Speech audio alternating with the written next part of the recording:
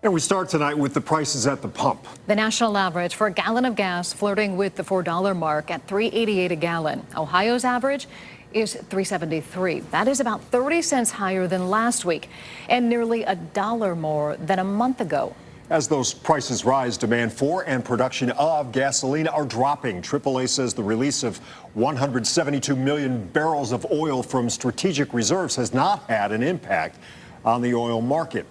The spike in gas prices is, of course, tied to the war in Iran and the oil that can't safely ship out of the Persian Gulf. That is not the only impact, though, the war could have on your wallet. News 5's John Kosick went back to the farm in Portage County and found out the cost could soon hit your kitchen table.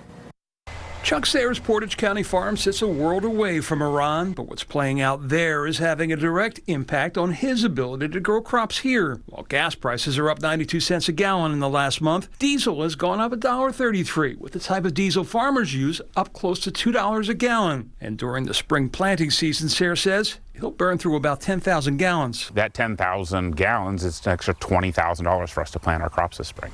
And we're a small farm. Diesel, though, just one of the major things impacting farmers right now. The other, fertilizer. You see, many of the key ingredients that go into producing the fertilizers used in fields like these originated in the Persian Gulf and flow through the now closed Strait of Hormuz. Fertilizer follows fuel, and it also follows the world politics. So when we upset other nations, they get upset, the prices go up. Some nitrogen products up 40 to 70%. Between fertilizer and fuel is going to put people in the negative real quick. Jared Phillip raises cattle and some crops for feed. He, too, is seeing an impact. We still have the same input cost, and we still have the same feed cost to feed those cattle, whether the price goes up or down.